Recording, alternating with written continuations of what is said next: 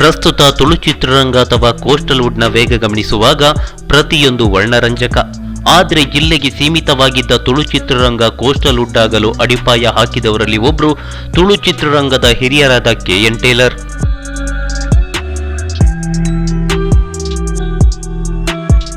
ಸಾವಿರದ 1971ರಲ್ಲಿ ತುಳು ಚಿತ್ರರಂಗದ ಮೊದಲ ಚಿತ್ರ ಎನ್ನ ತಂಗಡಿ ಮೊದಲು ತೆರೆ ಕಂಡಿತ್ತಾದರೂ KN ಟೇಲರ್ ಅವರು ತುಳು ಚಿತ್ರರಂಗದ ಕನಸನ್ನು 1969ರಲ್ಲೇ ಕಂಡಿದ್ರು.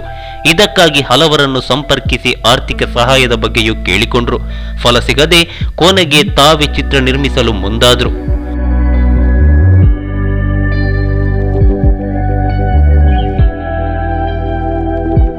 ಆರಂಭದಲ್ಲಿ ಉದ್ಯಮಿ ಮಲ್ಪೆ ಮಧ್ವರಾಜ್ ಅವರಿಂದ ಆರ್ಥಿಕ ನೆರವು ಪಡೆದು ಬಳಿಕ ನಾರಾಯಣ್ ಪುತ್ರನವರ ಜೊತೆ ಸೇರಿ ಶರವ್ ಪಿಕ್ಚರ್ಸ್ ಎಂಬ ಹೆಸರಿನಲ್ಲಿ ದಾರಿದ ಬುಡಿದಿ ಚಿತ್ರವನ್ನು ನಿರ್ಮಿಸಿದ್ರು. 1970ರಲ್ಲಿ ಚಿತ್ರೀಕರಣ ಮುಗಿಸಿದ್ರು. ತಾಂತ್ರಿಕ ಕಾರ್ಯಗಳಿಗೆ ಹಣದ ಕೊರತೆ ಎದುರಾಯಿತು. ಇದರಿಂದ ದಾರಿದ ಬುಡಿದಿ ಮೊದಲ ಚಿತ್ರೀಕರಣಗೊಂಡ ಚಿತ್ರವಾದ್ರೂ ಬಿಡುಗಡೆಗೊಂಡ ಎರಡನೇ ಚಿತ್ರವಾಯಿತು.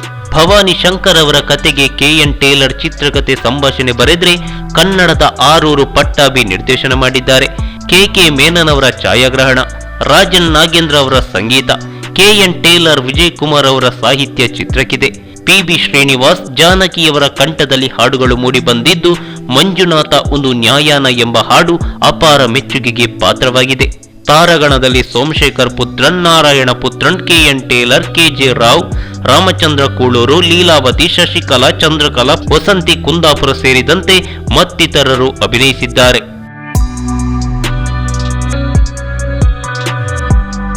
ಚಿತ್ರದ ಸಾರಾಂಶ: ಹಂಚಿನ ಕಾರ್ಖಾನೆಯಲ್ಲಿ ದುಡಿದು ಸಂಸಾರ ಸಾಗಿಸುತ್ತಿದ್ದ ಬಡ ದಂಪತಿಗಳಿಗೆ ಲಾಟರಿ ಹಣ ಸಿಗುತ್ತೆ. ಇದರಿಂದ ಪತಿ ರಾಮುಗೆ ದುರಾಸೆ ಹುಟ್ಟುತ್ತೆ. ಆತ ಕೆಲಸ ಮಾಡುತ್ತಿದ್ದ ಕಾರ್ಖಾನೆಗೆ ಆತ ಮಾಲೀಕನಾಗ್ತಾನೆ. ದುಡ್ಡಿನ ಮದದಿಂದ ವೇಷೆಯ ಸಂಘ ಸೇರ್ಕೋತಾನೆ. ಪತ್ನಿಯನ್ನೇ ದೂರ ಮಾಡ್ತಾನೆ. ಇನ್ನೊಂದೆಡೆ ಹಣ ನೀರಿನಂತೆ ಹರಿದು ಹೋಗುತ್ತೆ. ಕೊನೆಗೆ ಎಲ್ಲವನ್ನು ಕಳ್ಕೊಂಡ ಬಳಿಕ ಆತನಿಗೆ ಬುದ್ಧಿ ಬರುತ್ತೆ. ತಾನು ಮಾಡಿದ ತಪ್ಪಿನ ಅರಿವಾಗಿ ಪತ್ನಿಯ ಬಳಿ ಹೋಗ್ತಾನೆ.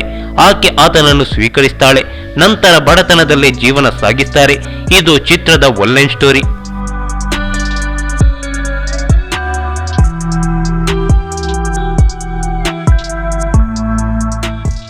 ಚಿತ್ರಮಂದಿರ 1.25 ಲಕ್ಷದಲ್ಲಿ ನಿರ್ಮಾಣವಾದ ದಾರಿದ ಬುಡಿದಿ 1971 ಮಾರ್ಚ್ 26ರಂದು ಮಂಗಳೂರಿನ ರೂಪವಾಣಿ ಚಿತ್ರಮಂದಿರದಲ್ಲಿ ಬಿಡುಗಡೆಗೊಂಡಿತ್ತು. ದಿನಕ್ಕೆ 5 ದೇಕಾವೆಗಳಂತೆ 5 ವಾರಗಳ ಯಶಸ್ವಿ ಪ್ರದರ್ಶನ ಕಂಡು ಆರ್ಥಿಕವಾಗಿ ಯಶಸ್ಸು ಕಂಡ ಮೊದಲ ಚಿತ್ರ ಅನ್ನೋ ಖ್ಯಾತಿ ಪಡೆಯಿತು. ಈ ಚಿತ್ರಕ್ಕೆ ಕರ್ನಾಟಕ ಸರ್ಕಾರದಿಂದ 50,000 ರೂಪಾಯಿಗಳ ಸಹಾಯಧನವು ಲಭಿಸಿದ್ದರಿಂದ ಆರ್ಥಿಕವಾಗಿ ಯಶಸ್ವಿಯಾಗಲು ಸಾಧ್ಯವಾಯಿತು.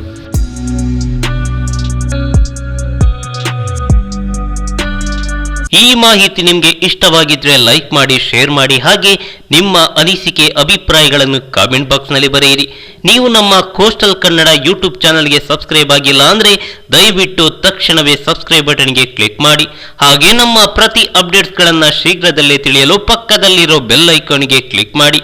ಹಾಗೆ ನಮ್ಮ ಹೆಚ್ಚಿನ ಅಪ್ಡೇಟ್ಸ್ಗಳಿಗಾಗಿ ಕೋಸ್ಟಲ್ ನೆಟ್ವರ್ಕ್ ಫೇಸ್ಬುಕ್ ಪೇಜ್ಗೆ ವಿಸಿಟ್ ಮಾಡಿ. ಧನ್ಯವಾದಗಳು.